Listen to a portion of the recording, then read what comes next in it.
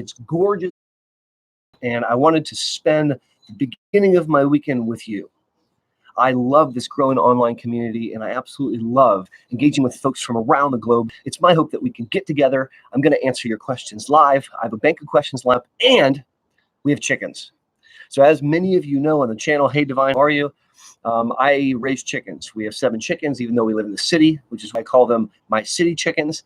And if I can get enough thumbs up, if I get 200 thumbs up, I will release the chickens. I'm going to let them run around the backyard, and you guys can check them out, which is super fun. So we're going to try that. Now, many of you know my request that as you log online, please tell me where you're calling in from. I absolutely love hearing all the different places around the globe where people are jumping online for this growing online community. And as I look at the screen, we've got Carla from South Carolina, Kathy coming in from Pennsylvania.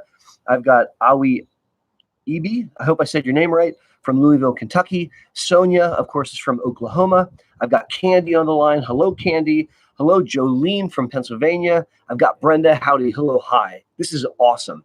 There's 60 of you that are jumping online, and I've got 23 thumbs up. And so let's kick off our weekend together, talking about MS, answering your questions live, and yes, there's chickens. So to repeat myself, hey, Matt, how are you? If we can get 200 thumbs up on this live stream, I will release my chickens and let them run around the backyard. I'll introduce you to them, and we can kind of get to know my urban chickens. Now, as many of you know, I like to play the MS Water Challenge. When I drink water, you drink water. So if you're not ready with your cold water, go ahead and grab some and bring it to the table. And when I drink, you drink.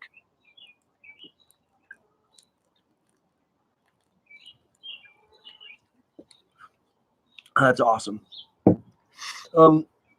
So as always, I'm going to try to answer your questions live.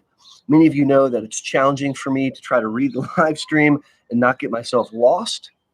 So I love it when the moderators are so helpful. And I'm going to ask again, if the moderators are willing, if you identify a question, copy it and paste it forward, write the word question really big.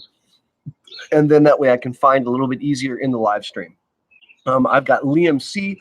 from Norfolk, UK. I have got do coffee and cold water here. I'm a big fan of both of those. I've had some coffee before. I've had a lot of coffee earlier today. Now it's time for the water now that I'm home from work. So the first question I'm going to tackle comes from Natalie. So let me read this. Hi, Dr. Boster. Well, hello, Natalie. Natalie from Los Angeles here. Can you please explain what Ampyra does and if it's effective? It was described to me as helping the signals slice through damaged lesions. So that's a great question. Now, I have a playlist on this channel entitled Temperature-Related MS Symptoms, or something about temperature and symptoms. And Natalie, if you go to that playlist, you'll find several videos where I explain how Ampyra works. But I would like to explain it to you today.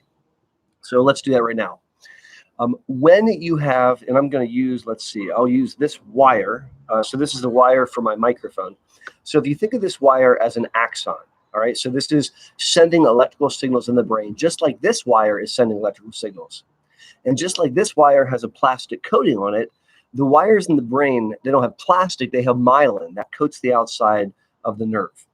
Now, the way that it really works is there's segments of myelin. So there's myelin here, then there's a small space, and there's myelin here. So you have segments of myelin. And in between the myelin, the fancy term, there's these things called nodes of Ranvier. All right. And the way I want you to think about this, it's hard for me to, here, I'll try that. Well, just imagine that you have a wire. And what happens is the electrical current literally jumps. So it skips, it jumps. Actually, I have a prop. Hold on, don't go away. All right, this is a little janky, and I hope my wife doesn't mind, but here we have a prop. So we're going to pretend that this is an axon, okay? And we're going to pretend that this is myelin, okay? So just humor me.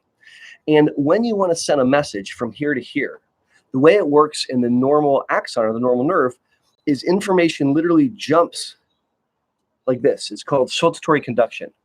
Now, in MS, when you have damage, what happens is you lose the myelin. So I'm removing these candles to represent that we have myelin loss right here. So now, when you try to send a signal, there's no myelin. It can't jump, and so it dies. And the fancy neurological term is conduction block. So if this was your optic nerve, you wouldn't be able to see because the visual information from over here can't get over to here. Now, in this situation, your body tries to repair itself, and it's not very good at repairing itself. It can't put down more myelin very easily. We're not good at that. But what happens is you create a bunch of little channels. So channels allow ions to move back and forth. So now you can make little tiny jumps. It's inefficient and it's very heat. I'll come back to that. So when you add in the ion channels, now you can make little tiny jumps. Then you get to a patch where it's myelinated and you can keep going. And so if this was the optic nerve, when this first happened, you would be blind with an optic neuritis. And then when you put in the little channels, you would be able to conduct electricity. But then you heat the system up. So if your body gets overheated, and I'm not talking about being in a sauna, I'm just talking about raising your core body temperature 1 degree, all the ions in these channels, they leak out. So they leach out. And now you can't trigger them. And so you have a loss of the ability to conduct electricity. What Ampyra does, the medicine Ampyra, 4-aminopyridine, or if you're in Europe, it's called Vampyra, is it poisons some of the channels and acts as a patch. So it keeps the ions inside the axon by closing some of the channels. Because you've left some of the channels open and you've closed some of the channels, you now have increased intercellular ions. And now you can still conduct electricity through that. So that was a little bit janky. My prop here is maybe not the best. If I try to say that more succinctly, it allows the damaged neuron to still conduct electricity even though you no longer have myelin on it by poisoning and patching some of the potassium channels. That's the way it works. I hope that made sense to you guys.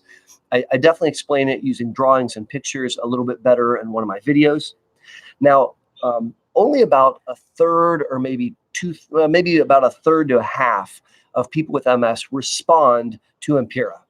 And we're not smart enough to know ahead of time who's going to respond and who's not going to respond. And so what we typically do is we'll give it to someone for a month, and they take it twice a day. And at the end of the month, it's normally exceedingly clear whether or not it's working. Because when it works, it's like a wow, Lazarus effect. I mean, people, they'll be out in the heat and their legs won't get weak, or they won't have blindness of their eye or something really awesome. And if you take it for a month and it's not notable that you don't have anything going on, it probably didn't work. And in those cases, I ask people to stop it and pay attention. Every once in a while, when they stop it, they realize that it worked. But by and large, it's either like, yeah, or eh. And if you have an eh, then it didn't work. And then we just stop it. Ampyra lowers seizure threshold. So this is not an okay drug for someone that has known seizures. And sometimes we're really bummed out because we either can't take it or we take it and it didn't work. And in those instances, I want you to consider a cooling vest. I did a video a couple of months back where I did an unboxing of cooling vests. And a cooling vest is a really, really great way of trying to cool the core body temperature down and trying to allow conduction of electricity. So I hope that made sense. If not, I apologize. And for those of you that have joined, we have 103 people online, which is just absolutely wonderful. I want to remind you that this live stream is a chicken challenge. If I can get 200 thumbs up during this live stream, then I will unleash the chickens. And let me just spin this around and show you what I'm talking about. So over there, you see the chicken coop, and we'll go over there and we'll unlock the chickens and we'll release them in the backyard. And I'll introduce you to my family chickens. So that's going to happen if we can get 200 thumbs up. We'll see what happens. We're at 64 right now. Now, Matt Z from New Jersey is helping me out. Matt, thank you very, very much. He's posted a question forward, so it's easy for me to find. And he writes, Beverly Swingle's question: how does Rituxan work? You didn't talk about it in your MS drug talk. And where's the best place to send questions for you to answer in your vlogs? San Diego. Water challenge.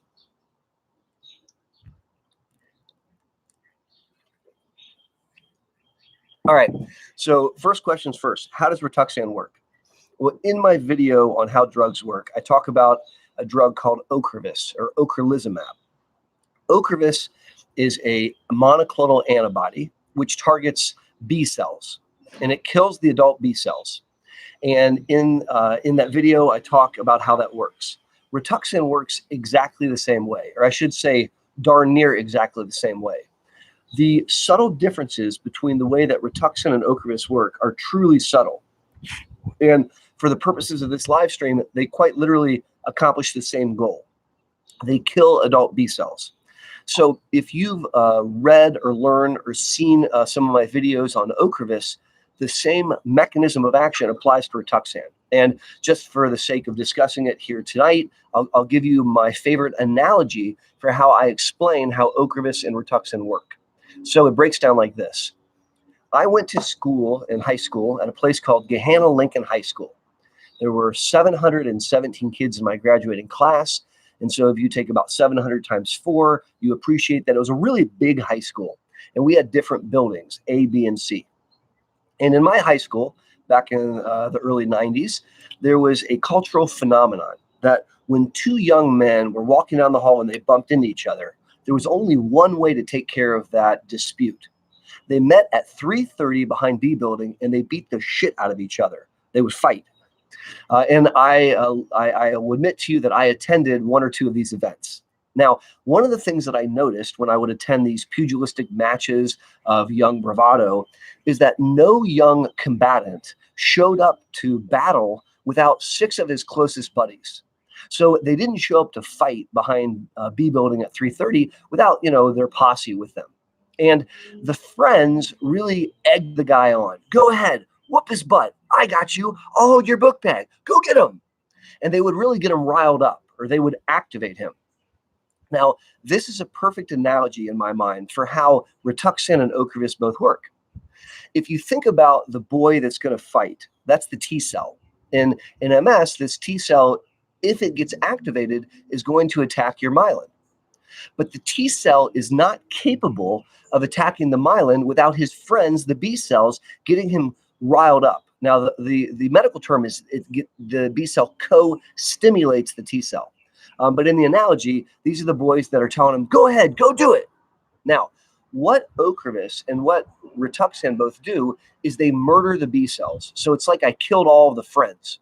So now you got a young man that shows up behind B building to fight, and he's got no friends. Well, he doesn't want to fight. He goes home. He's not adequately stimulated to go and fight by himself. And the reason that when we treat MS with Rituxan or we treat MS with Ocrevus, that we dose it every 6 months is it takes 6 months to make more B cells. Or in my analogy, it takes 6 months for that young man to make new friends. So by the time you make new friends, we kill those guys too. And Rituxan and Ocrevus work in a really neat manner, I think, in their ability to suppress T cell activation because they murder the B cells that are needed to co-stimulate that T cell. That's how it works. Now, the second part of your question is, where do you list questions for your vlog? And there's a couple ways to do it. If I don't get to your question during a vlog, please don't worry, because after it's over, I read through all of the chat and I make screenshots of all the questions I didn't get to. And I have a giant folder where I keep all those questions. So today, if there's a lull in the questions or just to change things up, I'll jump into that folder and I'll answer the question. I also use those questions oftentimes to make videos. So for example, guys, I made a video today that I'll hopefully publish in the near future. And that was a video where someone had asked me, do you need to do drug washouts? Do you got to wash out drug A before drug B? So I ended up making a 20-minute video based on that question. So if you have a question, just write it in the live stream. And if I don't get to it during this vlog, I'll get to it at the next time, or I'll make a video on it. Also, if you go to the channel, you can go to the community page, and you can leave questions there in the community page as a response to one of the community posts that I have. Or in any video, you can write in questions on the comments section. I read those comments. Now, because I have a job and a family, I can't answer every single one of them, but I read them. And if you ask a provocative question, I'm going to copy it down and I'll get to it when it's in my folder. So I hope that answers the question. Thank you, Beverly, for asking it. Thank you for logging in from San Diego, one of the most amazing cities in the United States. And thank you, moderator Matt, for hooking me up and helping me out. Water challenge.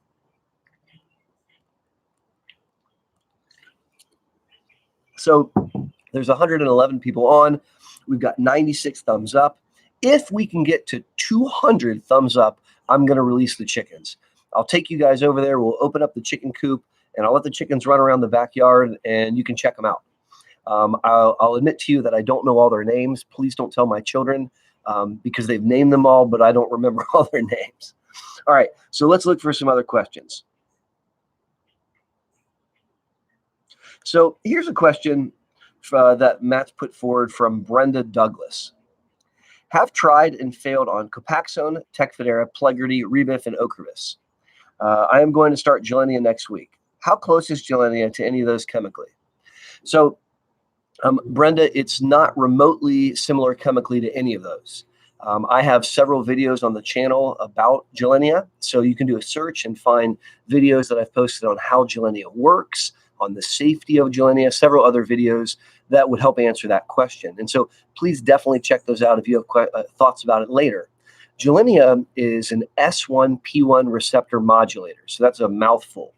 And S1P1 stands for synuclein. It's a crazy molecule, and it's very, very unique.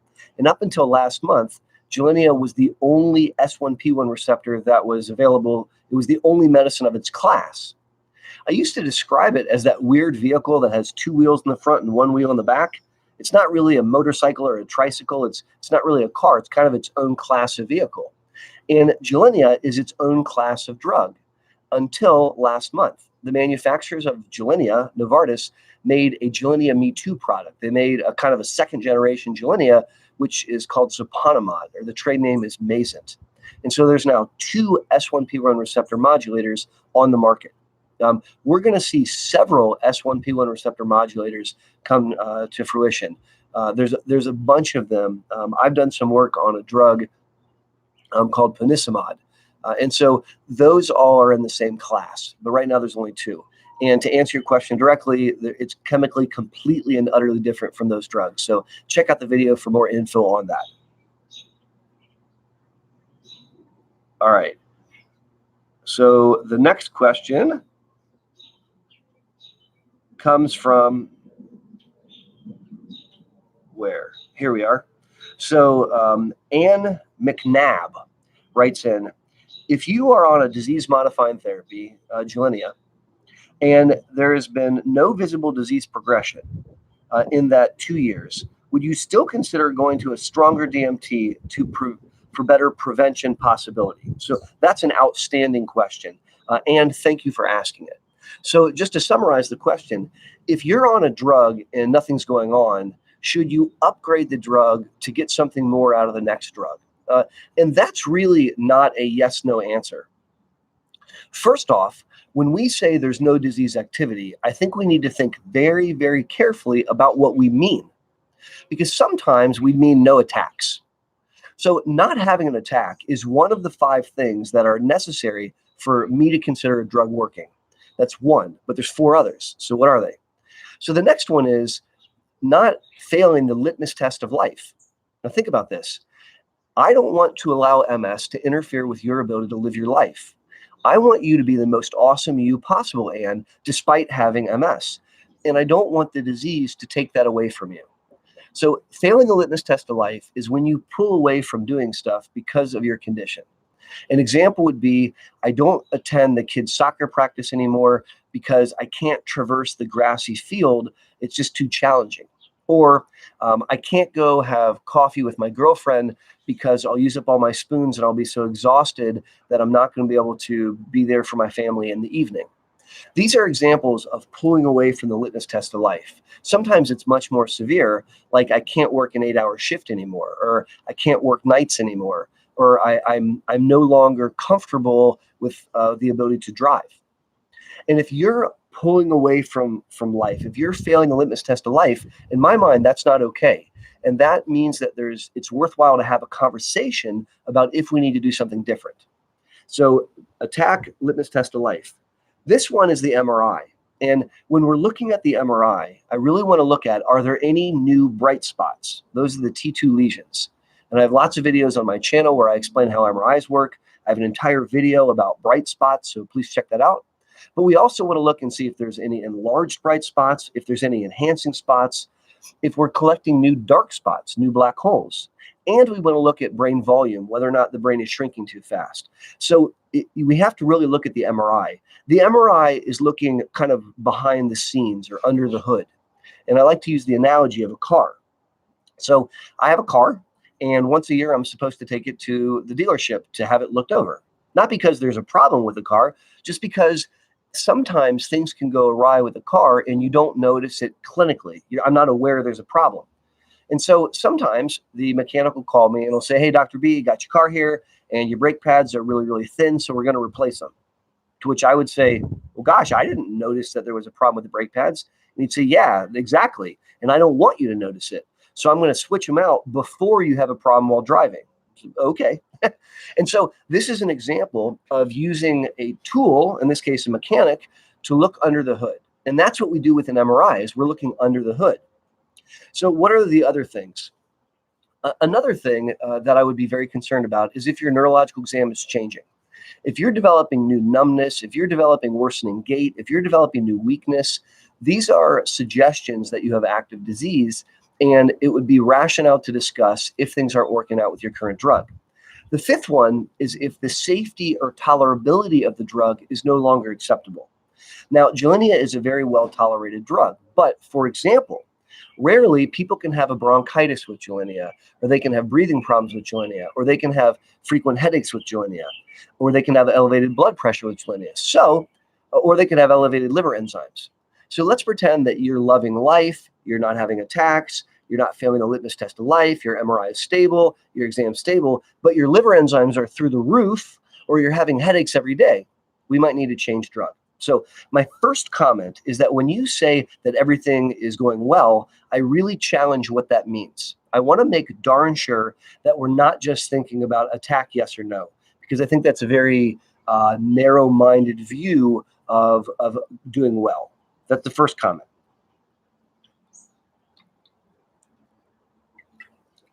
Now, we also have to think about what the drug is able to do. And Gilenya is a good drug for brain volume. I think that Gilenya's brain volume data is really good. And there are other drugs that don't have very good brain volume data. And so, for example, the interferons, the injectables, Copaxone are not awesome at slowing brain volume loss.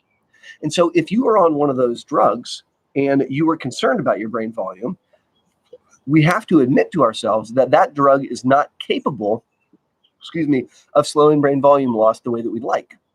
And in that instance, it may be worthwhile to make a switch or a transition because we want to gain some benefit that we don't have with the current drug. That doesn't apply to the Gilenya that you give an example of, but it's something that I want you to think about. Now, the third thing to consider is good is not great. Good is not great. And if you have been on a drug for, in your example, 2 years, you're getting out of the drug what you're going to get out of the drug. And I wouldn't expect that in year 3 something special would happen. I would expect that this is what we're going to get. And that might be okay, but it also might not be okay. And I think for any of these reasons, it is reasonable to discuss escalation or a change. Now, I didn't say therefore switch, I said therefore talk. I am a systems medical chief of a pretty awesome healthcare system called Ohio Health here in Central Ohio. And one of my jobs is to help raise the bar for the level of MS care throughout the 13 some hospitals in the system. And one of the ways that I tried to do that is by implementing some best practices that I think clinicians taking care of MS patients should follow. One of them is as follows. If someone with MS has breakthrough disease, meaning they're taking a medicine and despite the medicine they have an attack, or despite the medicine they have new change on their MRI, the clinician, I request, or they're kind of obligated to write in the medical chart a discussion of escalation. I'm not saying they have to change the drug. I am asking them to make sure they have the conversation. Now, the result of that conversation is going to be different for every individual at any given point in time. But I want to make sure that we're talking about it. So, Anne, that was a great question. Thank you very much for asking it. It is Friday. This is a live stream with chickens, and we're at 112 thumbs up. If we can get to 200 thumbs up, I'm going to release the chickens. And so I'm hopeful that we can do that. Throw up your thumbs up and I'll get the chickens out. Water challenge. So let's look for another question. So Pinewood Drive writes a question. Do white blood cells become elevated or lower during attacks? So it's not so much that the white blood cells go up in the bloodstream. If you really wanted to look at the white cells, you would be looking in the central nervous system at the spinal fluid. And it's not that the white blood cells like rapidly multiply like you might see in an infection, but it's the behavior of the white blood cells. It's what they're programmed to do that's the problem.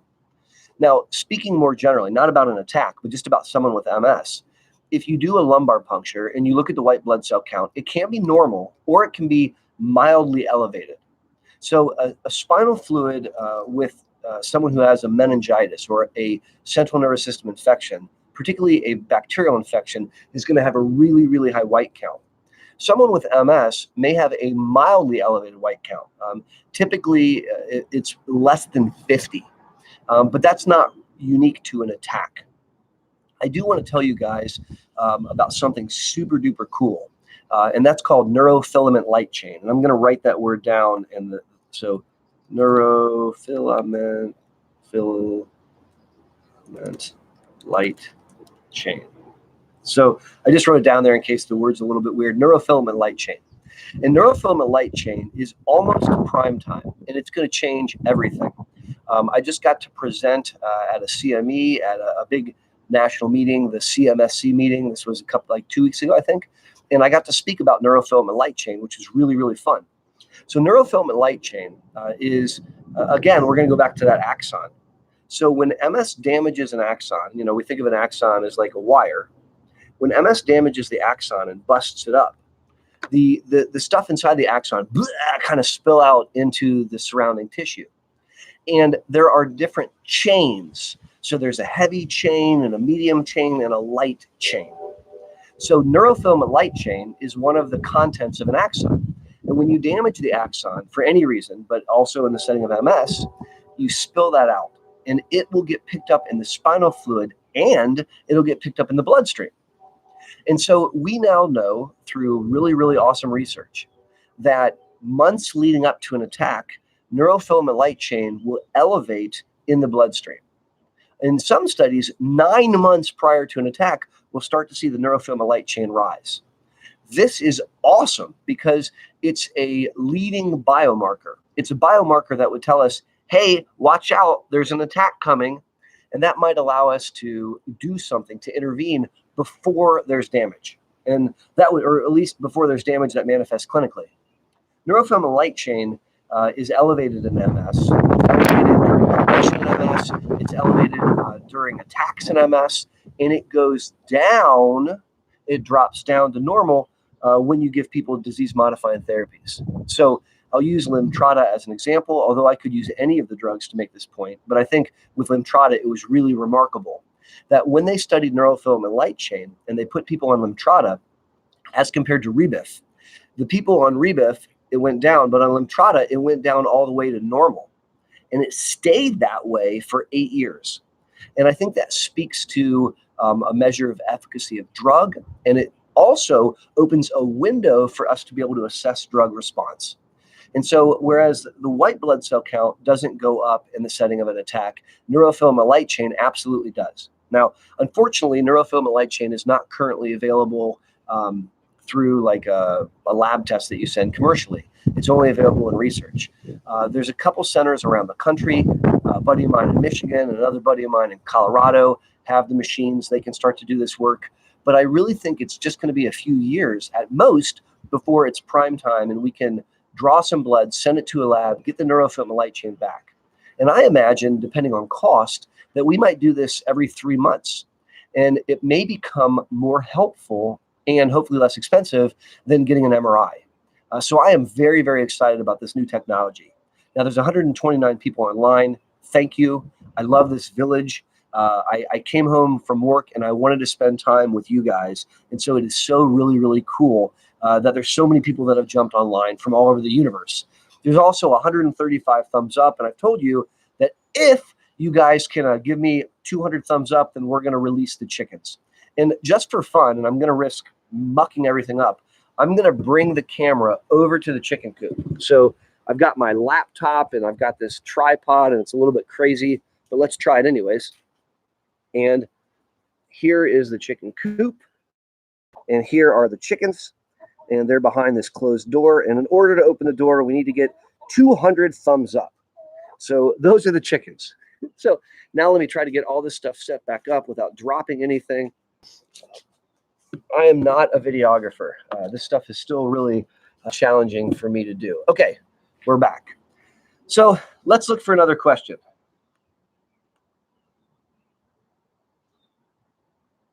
So Natalie Martin writes in, I noticed you turned off the commercials on your channel. I truly love what you're doing, and I'm happy to watch commercials to support you in any way. We love you so much, and thank you. Well, Natalie, I love you back. That is a really nice thing for you to say, and I want to talk about that for a second. I'm a neurologist, and that's what I do for a living. I take care of people with MS. I also lecture for various companies and participate in advisory boards and stuff, and I'm paid to do that. I started YouTube with no desire to make money. I don't consider myself a YouTuber. I started the channel so that I could help educate my patients between visits. Natalie, it dawns on me that when you have a chronic condition, you have it 365 days a year. And if you come to see me in clinic twice a year or 4 times a year, that leaves 361 other days that you still have MS and we're not together. Now, I view my job as a doctor taking care of folks with MS largely as an educator, because I don't treat you by cutting you with a knife like a surgeon. I ask you to take a pill, or I ask you to do something so that you can be the most awesome version of you and beat up on your MS. Well, how am I supposed to educate you when I only see you 2 or 4 times a year?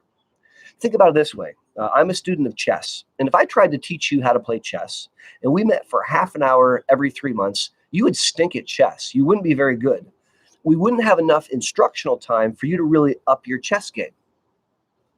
Similarly, I'm not sure how I can up your MS game if I'm just talking to you in clinic. And I used to do a lot of community patient programs, and those aren't done as much anymore. I still do them when I get an opportunity to, but those may occur a couple times a year. And so I started the YouTube so that I could try to educate patients in between the clinic visits. And because it's this international platform, you don't have to be my patient to benefit from it. You could just be someone impacted by MS. And in fact, you could even be someone who cares about someone else with MS, or maybe another clinician that wants to hear what I'm talking about. And so that was really the impetus and remains the goal of the channel. Now, we have 11,600 some subscribers, which is freaking awesome. That makes me feel really good that when I make a video, there's potentially 11,000 people that are subscribed, and they're going to hear about it, and that gives them a chance to watch it. And honestly, I look at those numbers every day, and it warms my heart when they go up and we have more subscribers, and that's really cool. And when you reach a certain number of subscribers through YouTube, then you're allowed to monetize. You're allowed to have commercials. And so when I reach that point, which I think it's 1,000 or something, 1,000 subscribers, I forget all the rules. But when I reached that point, I was so excited, I wanted to do commercials. Not because I wanted the money from commercials. To be honest, I was just excited that I had reached that milestone. So I put out some questions to you guys, and I actually had in the community section of this channel, I had asked you, what do you think? Do I turn on the monetization or not? And I decided that if I turned on monetization, I was going to use the money to educate my team. So I take care of MS patients with a really big team. There's 4 doctors and 4 nurse practitioners, and there's a bunch of nurses and front staff and MAs and infusion nurses and physical therapists and occupational therapists and registered dietitians and a bunch of really, really smart people. And so I thought, okay, well, I'll earn the YouTube money through if I do it this way, and then I'm going to use that to educate them, to send them to a congress or to a conference, or to defray the cost of putting together a poster or something like that. And 85% of the people on the channel said, do it. And, there was a small percentage that said, please don't do it. And so because the majority of people seemed interested, I turned on the monetization, and I did it for a month, and I didn't like it. I was bothered by seeing the commercials kind of clutter my videos, and it made me sort of feel kind of bad. And I got a lot of positive comments. People said, hey, it's not that big of a deal, but it just didn't feel right. And so I did it for a month, and I just didn't like what happened. And so I opted to turn it off. Now, I've thought a lot about turning it back on. And, I have a lot of YouTubers that I follow. None of them are about MS. I love to watch blacksmiths. I love to watch do-it-yourself. I love to watch bushcraft, and I like to watch people camping. I don't know why. That's what I like to watch. And a lot of those people monetize. And so I've thought about maybe turning it back on. So I'm still on the fence. Maybe one day I'll turn it back on. I'll ask you guys in this live stream, leave a comment, and a very honest comment, and tell me, don't do that or go ahead and do that. I would just be curious what the 125 people online have to say. I would be very interested in what you have to say. And I have another question for you. But first, water challenge. So there's another feature which I've thought about trying out, but I've been nervous to do it. And it's a feature on live streams, and it's called Super Chat. So Super Chat, as I've read about it and as I've watched other people live stream, is a situation where if somebody pays, $1 or whatever, some amount of money, then their question or their comment is highlighted. It's really big, and it's like in colors, and it's really easy to see, and it stays on the screen for quite some time. And so it's really another revenue stream for YouTubers, where I could do a chat like this, and if you wanted to spend some money, then your question would pop up. Now, I love the idea of the question popping up, but I don't want to charge money to do it. So I thought again about maybe I would do a super chat, and I would ask people to spend almost no money, like $1 or something. And I also thought, well, maybe I would use all that money from the super chat again to help my staff out, to educate my staff. But I've been nervous to do it because I really don't want people to feel like I'm trying to use YouTube to make money, because I'm not. I'm trying to use YouTube to educate. So that was a lot of jibber jabber. But my question is, what do you guys think? Should we do a super chat one day? Would that be something cool? Would that be kind of yucky? So let me know what you think. Super chat, yes or no. Leave a comment if you're on the live stream or if you're watching this later, and let me know if you think a super chat sounds like a great idea or if it sounds kind of not so good. So thank you for your comment. I really appreciate it. And I'm glad I get a chance to talk about it, because I think about it a lot, and I still haven't figured out the right answer. So thank you. Water challenge. All right. Let's look for another question.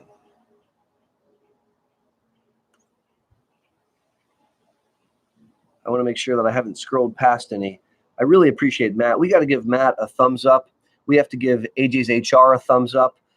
These moderators help me out so much. I am so grateful for you guys.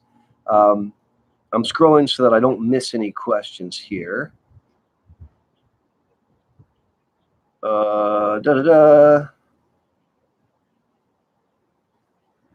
So, all right, where are we? Bear with me, guys. I'm dyslexic, and this is super hard for me. Here we go. So AJ's HR posted a question from Lynn Lizzie, who asks, do MS lesions cause depression? Great question. I don't, kind of. So let's start by talking about it this way. People with MS are twice as likely to experience clinical depression compared to people without MS. Sorry, I'm changing my camera here. And I think that part of the reason is because of the unchecked inflammation in the head. I also think that another reason is the uncertain nature of the disease. So waking up and not being sure if all your body parts are going to work is an anxiety and a depressing induced phenomenon. And so I think there are reasons that people with MS might be more depressed. There is a paper that came out, I don't know, maybe a year or two ago, I remember reading, which looked at people with MS that were depressed, and they looked at certain portions of their brain where they had increased brain shrinkage. And so it does make sense that depression or the lack of depression is coded in your brain. And so we don't have like a known area, like if you have a lesion right here, you're going to be depressed. But I do think that there's an anatomical correlate to depression. When it comes down to brass tacks, we want to do everything we can to prevent attacks. We want to do everything we can to prevent accelerated brain volume loss. And we want to treat symptoms like depression. I have several videos on this channel where I talk about depression. Just last week, or maybe 2 weeks ago, I published a video that was a really hard video for me to make. I had a lot of trepidation when I was making it. I was very nervous about it. And the topic was MS and suicide. So people with MS are actually twice as likely to attempt suicide and twice as likely to commit suicide. And that breaks my heart. And I made a video where I talked about it. And so if you haven't checked that out, you may choose to check that out. But it's not like there's a specific lesion in a specific portion of the brain, but there are areas of the brain, and we see that if there's brain shrinkage in that area, that correlates with depression. So if you are sad, blue, and depressed, you don't have to be. And there are so many things that we can do to beat depression. I have a video on the channel where I give 20 tips on how to beat depression. And there are excellent antidepressant medicines. I've shared with many of you before that I suffer from clinical depression. I have benefited from counseling in the past. I've benefited from exercise as a way to combat my depression. My dog, you guys see my gorgeous dog over there. There's River. My dog is an antidepressant, and I take an antidepressant medicine. And I'll tell you, on my antidepressant medicine, I do way, way better than off of it. And there's no shame in that game. While we're on the topic, let's go over and hang out with River for a second. Let me see if I can move this camera around. Today's the day to move things, I guess. And let's see if we can get River to hang out with us a little bit. River dog.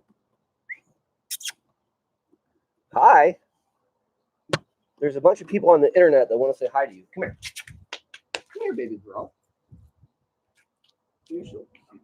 You're so cute, baby dog. Hi. Are you sleepy? You don't want to come over here and see people? They're right in that camera. No, you're gonna be relaxed. Okay, you can be relaxed. Oh, he's such a big girl. That's a big baby doggy. All right, that didn't work out as well as I was hopeful it would. She's feeling a bit tired, I guess. All right, well, we're back in the pole position here. Got my dog River behind me. Now she wakes up. Hi, baby dog. She's a 4-year-old American Mastiff, and she's absolutely fantastic. American Mastiffs are a breed founded in Piketon, Ohio. And they took English Mastiffs and they bred out all the drooling, or at least they supposedly bred out all the drooling. This is our second American Mastiff. Our first one, Lola, really had a dry mouth. I mean, her mouth didn't drool at all. This one, not so much. She's kind of a drooly girl, but we love her all the same. Great question, Lynn. You really got me talking there about depression, and I appreciate you bringing up the comment. All right, so let's look for the next question. I also see that some of the moderators have put people in timeout, and I want to say thank you to the moderators. This is a channel of love. This is a channel of community.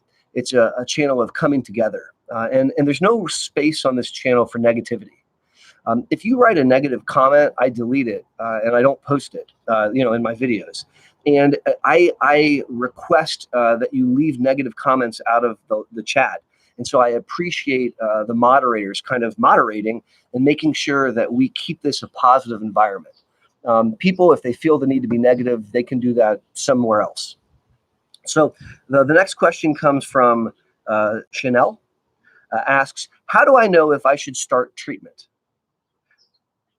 Where is it? It's been 6 months. Neurosuggested, don't do it, but I'm declining. Neurosuggest issues with side effects. What? I think I read that correctly. I'm going to read it again. She says, how do I know if I should start treatment? It's been 6 months. The neuro suggests I don't do it, but I'm declining. The neuro suggests issues with side effects.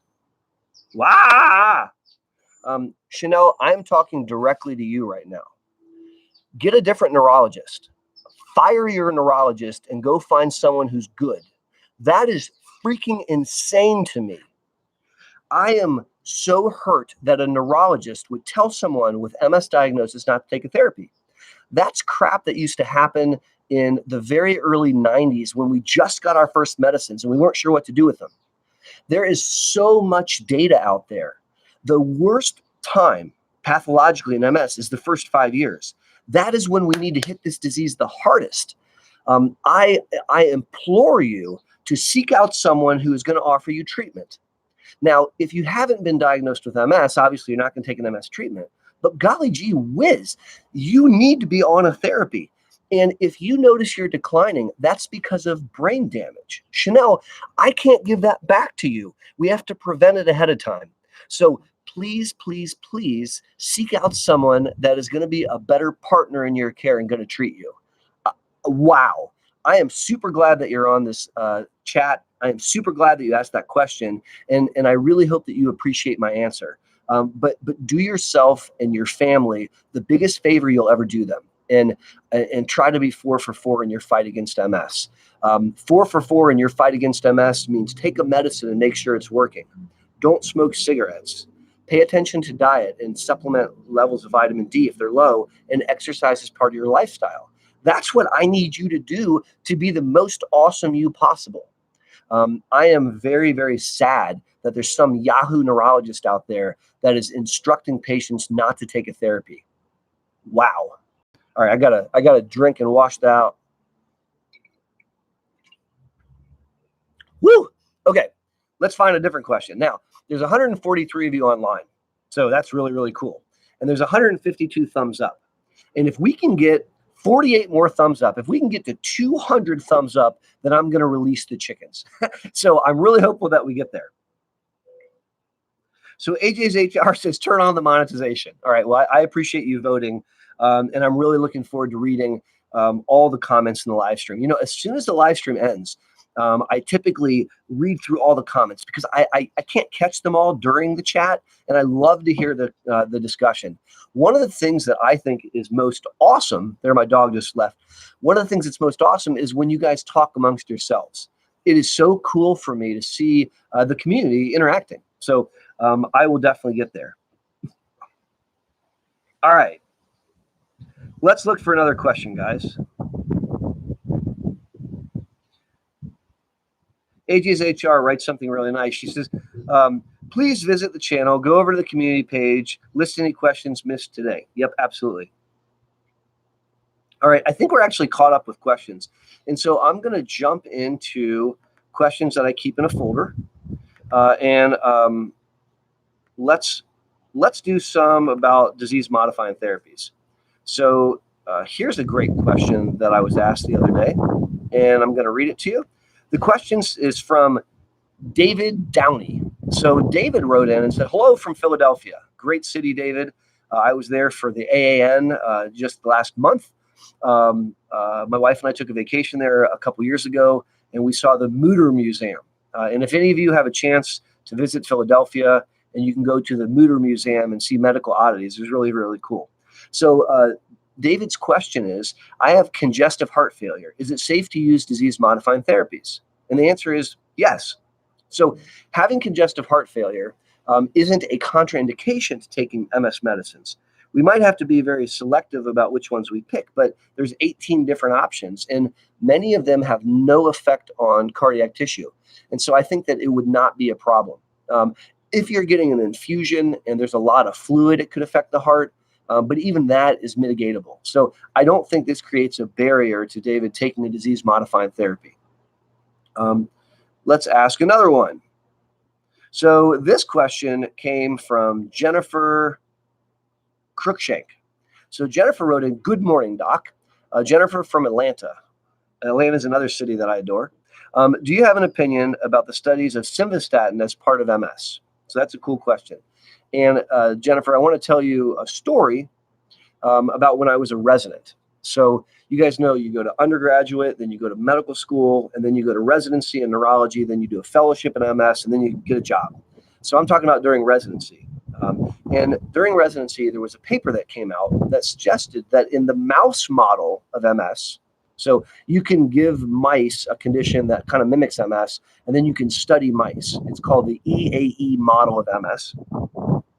That they discovered that if you give really high doses of Simvastatin, which is a cholesterol agent, it's actually a cholesterol agent that I take for high cholesterol, but it's a cholesterol agent, it seemed to help the EAE mice. It seemed to make their MS better. And I thought that was really cool. So I ran to my mentor, a guy named Dr. Dan Michael. And I said, Dr. Michael, could I give all of our MS patients Simvastatin based on this paper? And he said, gosh, Aaron, why don't we wait until we study it in humans, which was really good advice. Now, there were 3 studies that came out in humans, and 2 of them suggested that high-dose Simvastatin along with interferons made the disease worse. Now, there are ongoing investigations into this, but the point that I want to convey is science takes a long time to develop, and there's a lot of bumps in the road. And I think that the story of Simvastatin isn't over yet, but I appreciate my mentor's wisdom in saying, well, let's wait until we have more information. Right now, I would put someone on Simvastatin if they had high cholesterol, because high cholesterol will drive MS faster. It's true. But I would not put someone without high cholesterol on Simvastatin just for their MS. I don't think that the data is yet there to support that decision. So that was a fun question. Hey guys, if you look in the chat, MS in the 11th percentile is on. MS in the 11th percentile is a really cool gal that has MS. If you hear her story, she grew up in a home where her mom had MS, and she just started a YouTube channel. And so check her out. She has some videos, and she's really speaking from the heart. So I really enjoyed checking out her channel. So here's a question from the Hatsuma. So I hope I said that right. The Hatsuma wants to know if you can feel brain shrinkage. Any tangible signs? No, you can't feel brain shrinkage. It's not something that you can feel. It's something that you can see on an MRI. And just by visually looking at the MRI and looking at healthy controls, you can sometimes see where there's brain shrinkage.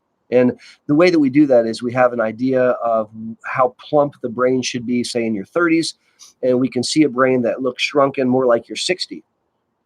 We at our center at Ohio Health actually measure brain volume.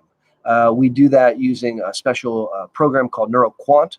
There's several programs out there that are commercially available and approved by the FDA. And that allows us to really look at brain volume and look at the percentile. So look at the percentage of brain volume loss. But you can't see it. Now, brain volume loss correlates with disability. So the higher the rate of brain volume loss, the more likelihood of seeing downstream disability progression. And so whereas, no, you can't feel it tangibly, it's a correlate to long-term disability. And so my take home here is that you can see it on the MRI. And when you get an MRI and you're talking to the doctor about it, because you should talk to the doctor about your MRI, and I think you should ask to see your MRI, you want to ask, are there any new or enlarged white spots? Are there any enhancing lesions or GAD lesions? Are there any new or enlarged dark spots? And do you see accelerated atrophy? Does my brain look smaller than it's supposed to? And so that's something you want to be asking. 131 people still online. Thank you, thank you, thank you. There's 169 thumbs up. And if we can get to 200, we're going to release the chickens. All right. So this is a question from Stephanie Morton. Stephanie writes, my brain MRI came back normal, but my doctor wants a cervical spine MRI. He said he thinks my problems are in the neck. Do you think I could have MS still or something else? So I don't know whether you have MS or not. That's not enough information to comment, but MS hangs out in the brain and the spinal cord. And so it is totally possible that you have lesions in the spinal cord and you don't have lesions in your brain yet.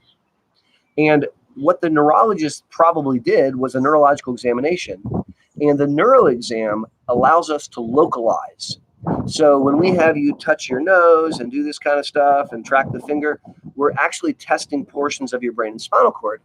And so based on that exam, we can discern, hey, it looks like the thoracic spine is messed up or the cervical spine is messed up or this portion of the brain may be impaired. And so it's possible that based on what he saw on his exam, he's honing in on a section and then he wants to get an MRI. So I would definitely get the MRI. Now, many things can cause problems in your spine. It doesn't just have to be MS. And an MRI is a great way of trying to figure that out. Good question.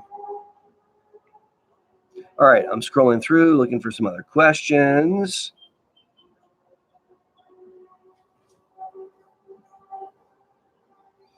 All right, so AJ's HR posted a question from Dana SC. And Dana SC says she keeps blinking out. How much Adderall should I be on? I don't know what you mean by blinking out. Maybe you mean getting tired or passing out. Now, I can't tell you how much Adderall you should be on. Again, I can't give you medical advice on a live stream chat. I would have to meet you. I would have to do a full neurological examination. I'd have to take your full history. We would have to talk about medicines that you're on and past experiences with stimulants. And then only after we've done all that, looked at your MRIs, looked at laboratories, then we could start to think about how much Adderall you need to take. I'm not sure what you mean by blinking out. I will use this question just to comment that fatigue is the most common symptom in MS. And fatigue is a monster. It's an invisible symptom that takes people out of work. It ruins your quality of life. And sometimes when we get on a really good disease-modifying therapy, our fatigue levels drop, which is awesome. Sometimes they don't. And we can use symptomatic medicines to trick the brain into being more awake. And so Adderall is an amphetamine. It's a stimulant. There are other kinds of amphetamines that are available, Ritalin, Focalin, there's a bunch of them. And then there's other medications like Provigil and Nuvigil. And there's even some evidence showing that amantadine and levocarnitine, these are all medicines that can trick the brain into being more awake, and they can really be a game changer. I mean, a major game changer for helping someone thrive and not be so darn tired with MS. I'll never forget, I have a patient who is a lawyer, and he was falling asleep while reading briefs at his desk, and he was at risk of losing his job because he wasn't able to perform because he's too tired. And we put him on a stimulant, and it changed everything. And he was able to maintain his job. He continues to work today, and it's really made the difference between being able to work and not being able to work. But I can't, Dana SC, answer for you exactly what the right dose would be. So I definitely want you to talk to your doctor about that. So let's look for the next question. Here's a question from LAW. What's up, LAW? Asks, what would be a reason for the excruciating pain while on a DMT? So MS causes pain. One of my most viewed videos on this channel is a video called MS Hurts, where I go through 6 or 7 different kinds of pain that you can see from MS, optic neuritis. There are kinds of headaches that people with MS can get, Lermit's phenomenon, MS hug, neuropathic pain, dysesthetic pain, spasticity pain. There's a bunch of them. MS causes pain. Now, as a sidebar, when I went to medical school, I was taught MS didn't cause pain, which is wrong. I learned a lot of stuff in med school that turns out not to be true. But MS definitely causes pain. And that is independent from a DMT. MS can cause damage to the brain and spinal cord, resulting in pain. And when you take an MS DMT, you're trying to prevent future events. But it doesn't necessarily remove the old brain damage. So another way of thinking about this is thinking about birth control pills. If you have 3 little kids and you start on birth control, you still have 3 little kids. They didn't go away because you took birth control. You're on birth control to prevent an unplanned kid. And my joke is, if you want to remember why you're on birth control, go hang out with 3 kids. I'm just joking. But just because you start on therapy doesn't mean that the old symptoms are going to go away.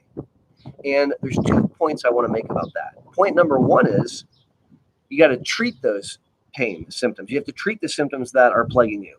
And there are treatments for pain, not narcotics. Narcotics really don't work very well for MS pain, but there are other medicines. Most of them are medicines that were invented for other purposes. Certain antidepressants have pain properties. Certain anti-seizure drugs have pain properties. And so we use those medicines to help manage pain. The other thing is, I want you to remember when you have that symptom, when you have that pain, that's why you're taking a disease-modifying therapy, because you don't want to develop more pain, or you don't want to develop a new neurological symptom caused by brain damage. So just food for thought. Let me look for another question. Stephanie P. writes, does nicotine vaping have the same effect as smoking in MS? That is a great question, and the jury is not completely out. It looks like vaping is not nearly as safe as we used to think. Now, if I was given the choice between a patient smoking an analog cigarette and vaping, I would choose vaping, because the analog cigarette is providing nicotine, which is not good for you and highly addictive, but you're also setting the cigarette on fire and breathing in the smoke on purpose. And that's carcinogenic, which is a doctor term for it causes cancer, and it beats the hell out of your lungs. And so vaping is not benign, but you're not breathing in the same carcinogens, at least not the ones that are in the analog cigarette. There are some concerns about vaping, and we're starting to realize that. There's been some popular press talking about vaping and about how kids are vaping these really high concentration nicotine substances, and they're getting super, super addicted. But if I had a choice between the analog cigarette and the vaping, I would choose the vaping. One really cool thing that you can do with a vape is you can come off of nicotine. And so I've had some patients do this. I'm not saying it works for everyone, but I have some patients that absolutely have been successful. So I'll share with you this tip. You have to stop smoking analog cigarettes. This doesn't work if you're doing both. So you have to stop the analog cigarettes. Now you're only going to vape. That's the only way that you're going to get your nicotine. And at first, you load up the vape fluid with the concentration that equals what you were smoking. So if you're smoking a pack a day, the vape is going to deliver the same amount of nicotine. But then as the juice runs down and you buy more juice, the next time you buy juice, buy a lower concentration with less nicotine. And then when you run out of that, when you buy another one, buy with less nicotine, and slowly taper down the nicotine dose. And then finally, you can buy juice that has no nicotine. Now, that's a method that some of my patients have used to stop smoking. But please hear me that vaping is not completely benign, and we're still learning about it. So more to come as we learn about that. That was a great question. Thank you. I'm taking a look at the thumbs up. We have 173, which is awesome. But if we can get to 200, then I'm going to release the chickens before I jump off the live stream. So let's do some more questions. So this person's name I can't pronounce. Shelzy, CHELLEZZZ, asks, what DMT do you find helps with fatigue? So it's been my experience that the highly effective DMTs tend to result in less fatigue than the first-line DMTs. In my experience, coming up through the ranks and using a lot of Copaxone and some interferons, I did not see that improve fatigue. Now, I'm sure there are some patients that have taken those medicines and had their fatigue get better, but that is not what I think of when I think of those medicines. I don't recall droves of patients on Copaxone telling me, the fatigue is gone. Also, interferons can sometimes worsen fatigue. So beta interferons can worsen fatigue.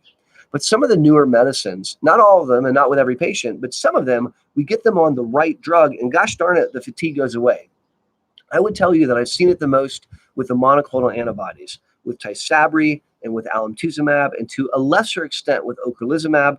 Those are the ones that I've probably seen it the most with. So that's my experience. All right, looking for more questions. Oh, so AJ's HR writes, Dana SC, no question's a bad question. So I'm assuming that Dana wrote in and said, that was a bad question. It's not a bad question. There are no bad questions on the channel. I just can't provide medical advice to folks. So if you ask me about a specific thing for you, I can't really do that. But I can still provide education. So please, Dana SC, please don't feel bad. I'm delighted you asked that question. And I hope that you found the answer helpful. But AJ's HR is 100% correct. There aren't any dumb questions.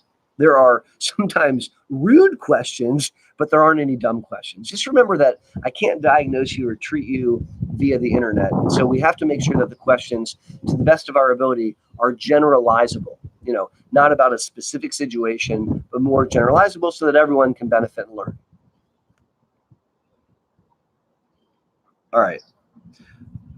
So Shell Z writes, Dr. B, as a nicotine cessation nurse, I completely agree. Nicotine is not harmful, though addictive. Combusting it is the issue. New research shows many issues with vaping, popcorn lung, for example. Oh, that's really cool. And then she says, would you would love you to do a video on this? All right. Well, I will take that and add it to my list. And we'll do a video talking about smoking analog cigarettes versus vaping. So thanks for the suggestion. Kelly Ramming said, I finally caught one. Finally. Hey, Kelly, thanks for being online with me. Thanks for joining this online community live. This is really fun for me, and I hope that you find it fun for you. Water challenge, guys.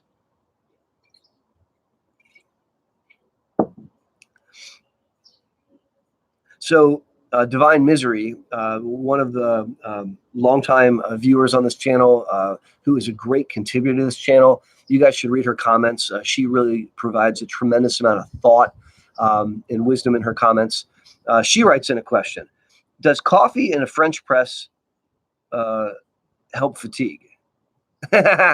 So I recently put out a video, and at the end of the video, I did an entire montage of making coffee with a French press.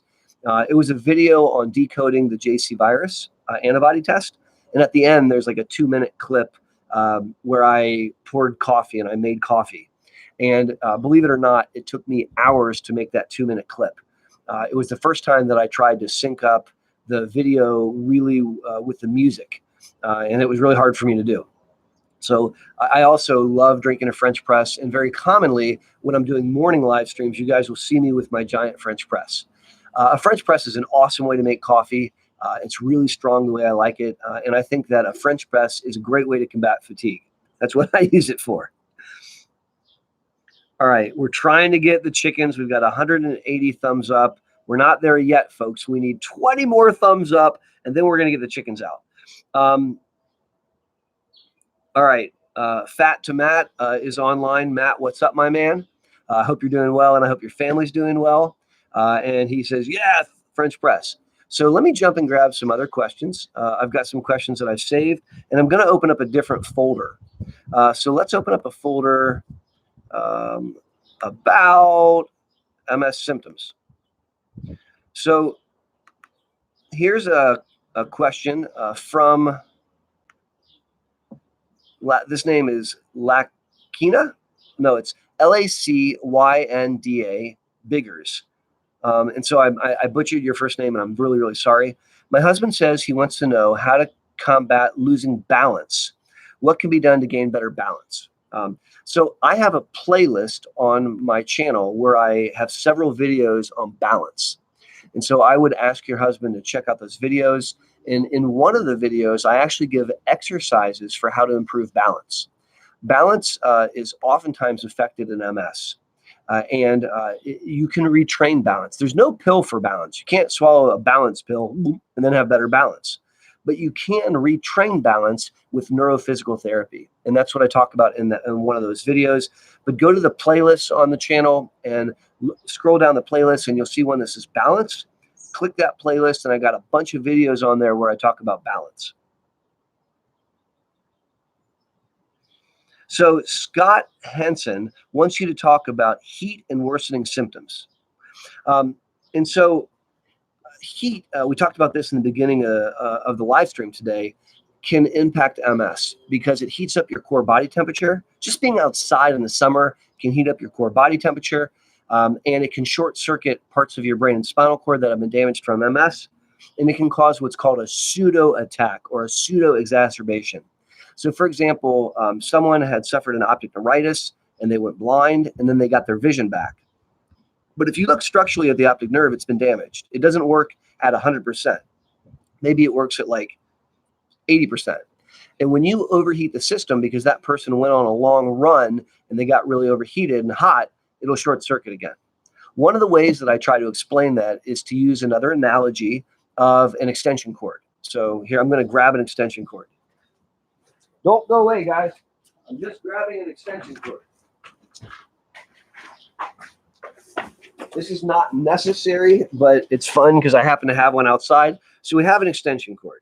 So this extension cord lights up a lot of lights in my backyard at night. And let's pretend that I ran it over with my lawnmower, and I didn't cut it in half, I just cut it.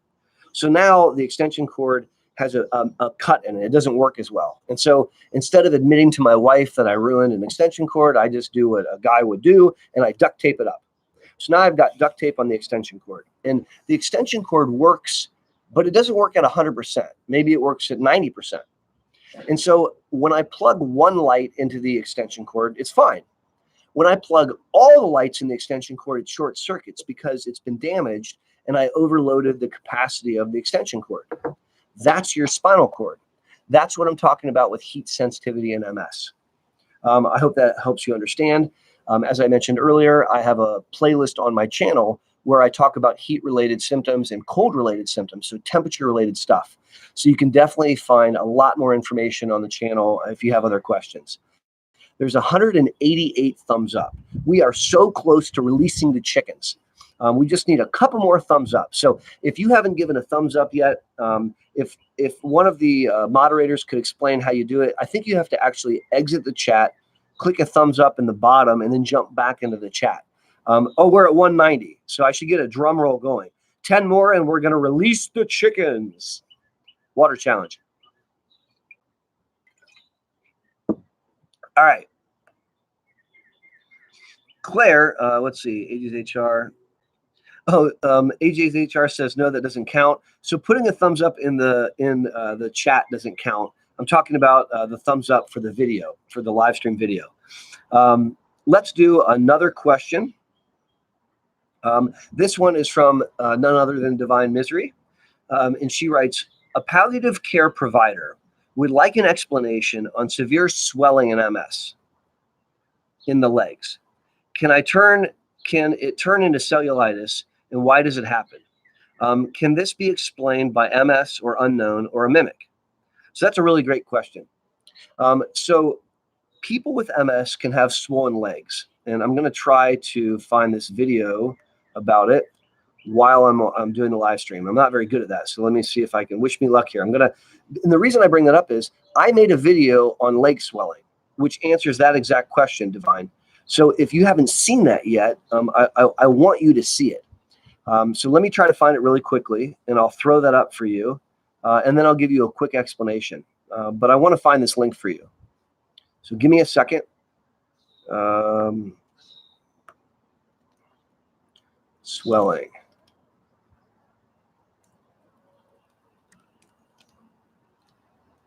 There we go. Swollen legs and feet is the name of the video. And it's about 6 minutes long. All right, and I'm going to paste it into the chat for you. So swollen legs and feet video. There you go. So check out that video, and it'll talk about it a lot. There are many reasons why someone can have a swollen leg, but you can get a swollen leg from MS. It's not caused by the brain and spinal cord damage. It's caused because you can't move your legs very well. So as I'm sitting here talking to you, I'm bouncing my feet up and down. My calves are, so pretend this is my leg, my calves are pumping, and that pumps the blood back up. And if you notice that someone with MS that has a bad leg, that's the leg that tends to be more swollen. The reason is that bad leg doesn't move as much. And the blood pools, and it has nowhere to go. And so the fluid leaks from the veins out into the tissue and can cause swelling. So please check out that video because I spent a full 6 minutes kind of talking about it, and I hope that will answer your question. That was a good question, Divine. Thank you for asking it. And everyone says, we want chickens. Yes, we want chickens, and we just need 9 more thumbs up. Guys, if we can get 9 more thumbs up, we are going to release the chickens. So I'm hopeful that we can get those thumbs up. I am going to answer another question that I have stored up. This time I'm going to open up the folder on progression. And let's see what we've got here. This is a good question. So Mike Victor wrote in and said, what is the longest you've kept a patient in relapsing or remitting MS? Has anyone stayed in relapsing or remitting MS their entire life? That's not an easy question to answer, Mike, but it's a good question. And there are people that I've now cared for almost 15 years, and they're still in a relapsing disease state. I have patients that have made it into their 80s and they don't show signs of progression. So it is possible. It's not common, but it is possible. All people with MS, if you look carefully, can have some progression, even subtle some progression underlining. But to consider it secondary progressive MS, there are some people, I think, and they escape that. Now there's 190. Oh, there was 198 thumbs up, and then it dropped down to 197. So I don't. Maybe someone was not excited about seeing chickens, but we only need 3 more thumbs up, and we're going to wrap up the live stream with some live chickens. All right. So let's do another question. We're at 199. Maybe by the time I finish this question, we'll have 200. So this is a really cool question, and the question is from Linda White. Have you ever diagnosed a patient with MS just based on MRI of the brain and spinal cord? So, Linda, there's a phenomenon where a human being has never had any MS symptoms, none. And their examination is normal, completely normal. And yet their MRI looks like they have MS. And we actually have a name for that condition. We call that radiographically isolated syndrome, RIS. And so a third of people with RIS go on to have attacks. And over 10 years, 2/3 don't. But we follow those people with MRIs, and there are certain circumstances where I'll even put them on medicine. Guys, we did it. There's 204 thumbs up. That means it is chicken time. So I'm going to try to figure out how to do this. Come on over here with me, and let's look at these beautiful birds. So here's the chickens, and I'm going to see if I can be clever and set this up right here. So they're going to come out and say hi to you. Come on, girls. Come out and say hi. Come on, pretty birds. I'll come and coax them out. They get a little nervous. Go out and see all the nice people on the live stream. You can see me chase chickens. Don't run away.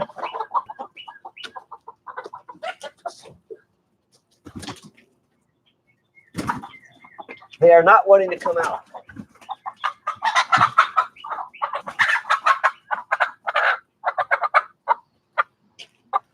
Here's one of the beautiful chickens. I'm going to try to get them to all come out. Oh, they're scared. I'll tell you what we'll do, guys. Let's come in, and I'll show them to you in here. So this is the gross chicken coop. That is Soup. Soup is the alpha chicken. And I don't know the names of all those chickens. I think the really pretty one there that's black and white, I think that is my other named chicken. I named her Fried. But there's some of the chickens. And let's come over here and see where the rest of them are. This has got to be the weirdest live stream that I've ever done. So look at this beautiful bird. She is not enjoying being followed. And if you look down here, you can see where some of their eggs are.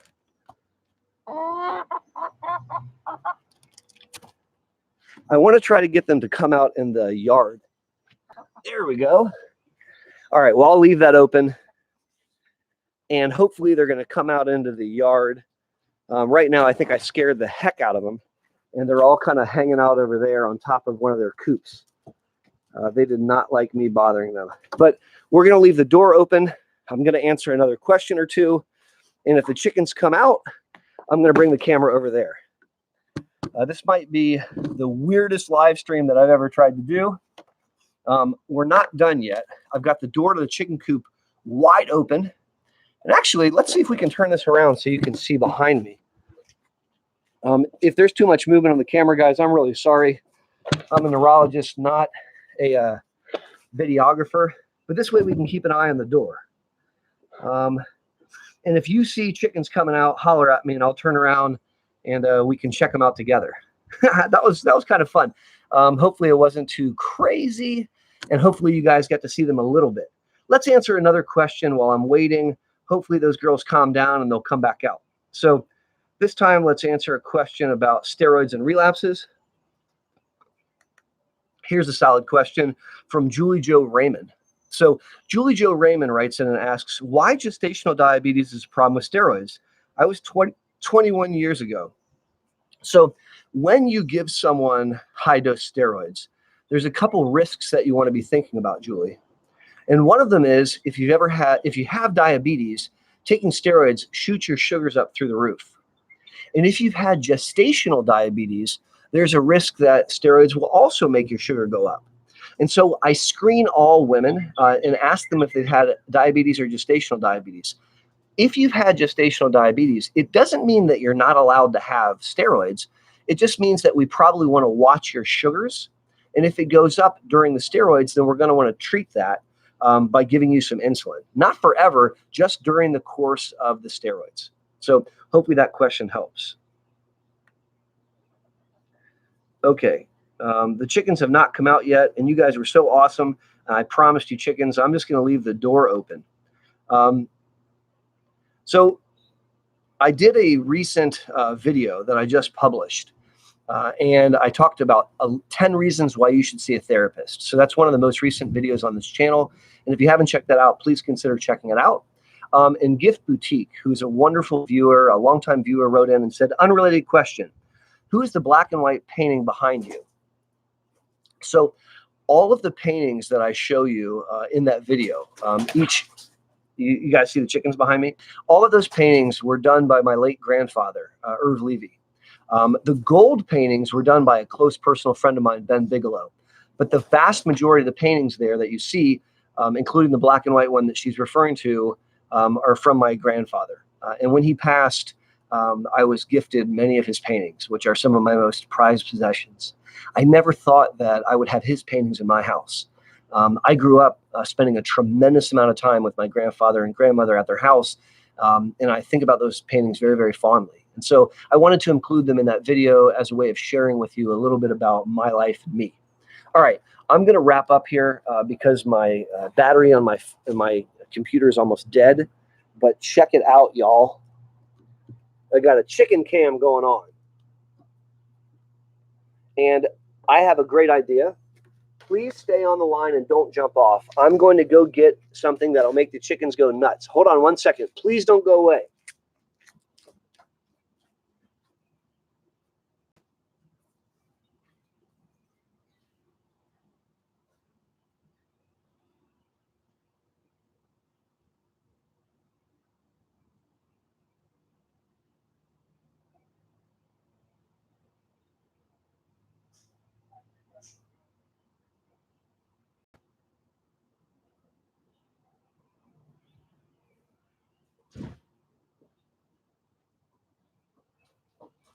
All right, I'm back.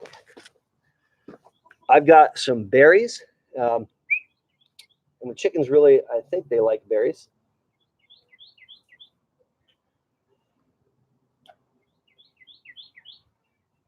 So, see if we can do some chicken baiting. There we go. Now you're getting medical advice from birds. You're exactly right. The chickens are out.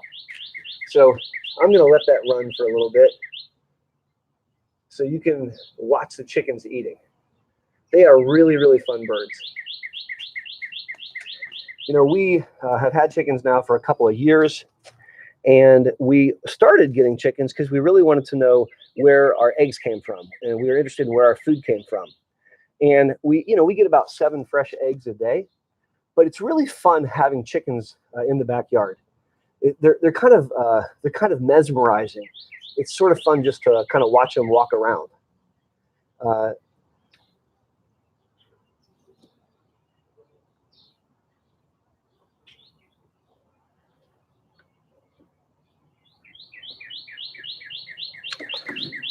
right, guys. Those are the chickens. Let me wrap up. My name's Aaron Boster, and as always, I want to thank you for learning about MS with me. I told you earlier that I started this YouTube channel so that I could help educate my patients between visits. And it's really my genuine hope and desire that with these videos and these live streams, I can help educate you as well. I try to do these live streams as much as I can. I'll be honest with you, I really love them. It is a very meaningful thing for me to get to spend time with you guys. And I was excited to come home from work and change my clothes and jump online with this community. We have 210 thumbs up. We hit the 200 mark, and so I released the chickens. And I want to say thank you to you guys. So until my next video or until my next live stream, God bless and take care. Have a great weekend. Bye-bye.